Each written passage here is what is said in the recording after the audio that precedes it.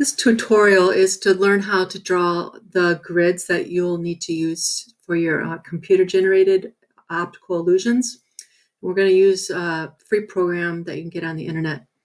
So on your slides, I already have the link for you, and it should work. It's sort of like a paint.net that's on the desktops at our school. It's a very, very simple program. So basically, this is our workspace, and up here you have your menu bars, and then the tools on the left, and then the bottom we have our color palette. I'm going to hide some things in case later you don't know where they are.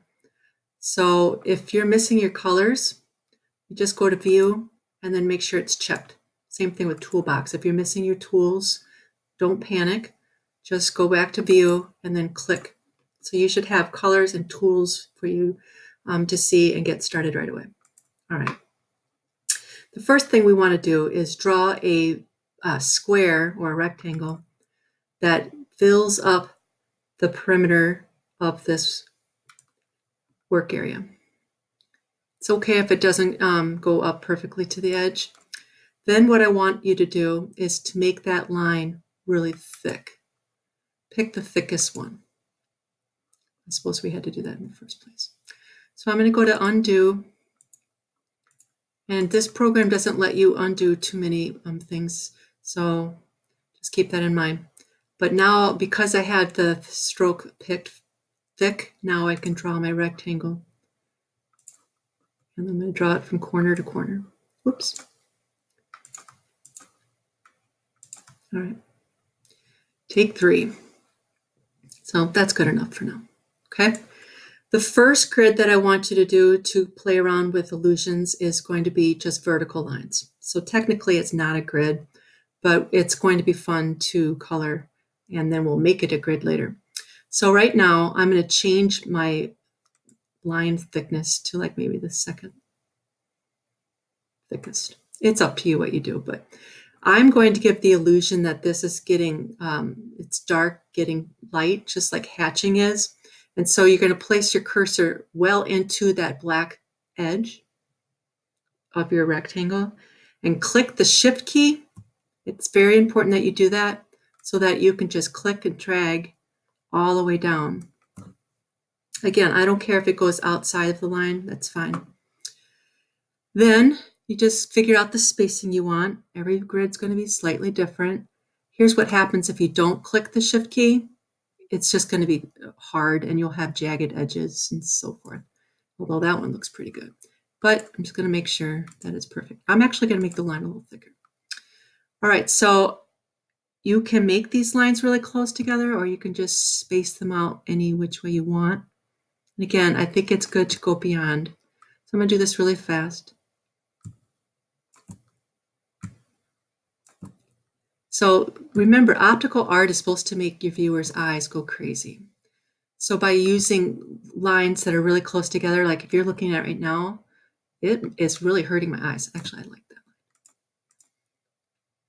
And that's the point. So hopefully we don't have any seizures. If you're prone to it, let me know. So now I'm going to start spacing out.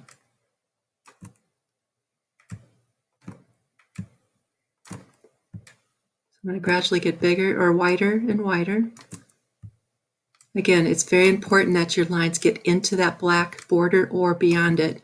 Otherwise, when we're dumping colors in later, there'll be a little gap and then the color will escape from there and fill up your entire drawing, and you don't want that. So now I'm going to start having it get closer again in areas.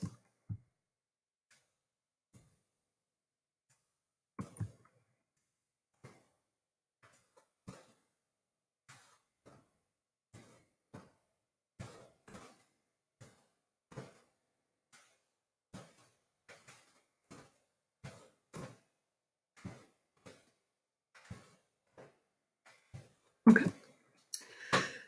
Well, this is really making my eyes bonkers right now, which is awesome.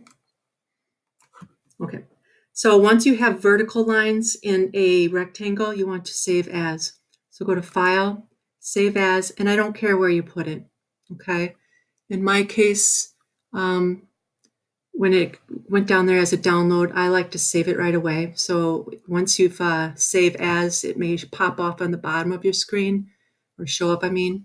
Then you just click it and there'll be a little ellipse where you just save as. I'm going to put mine on the desktop, and I'm going to put it in a folder, which I don't have one yet, so I'm going to make one, and we'll call it Op Art. Because this first one is going to be part of an overall grid, I'm going to call this one vertical, and I highly recommend that you do that. And then it should be a ping by default. Okay? So you can see that it's saving.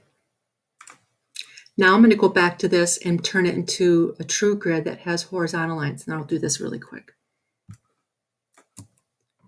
So you did half the work already. Save it first so that you have options when it comes time to doing something with your art. You'll have vertical ones and you'll have with both. You could also make one just horizontals too. You can do that on your own. I'm not going to waste your time with the demonstration. And we are about done with this first tutorial. Okay, so there you go. Go to Save As. Make sure you do Save As. If you do save, it's going to replace your vertical grid. Then I'm going to open it up from down here. I'm just going to double check that it's actually going to go somewhere where I can get it reliably. So I'm going to Save As, and I'm going to put it in the Op Art folder, and I'm going to call it Vertical and Horizontal Grid. Okay. And that's it for this little show. Stay tuned for another one.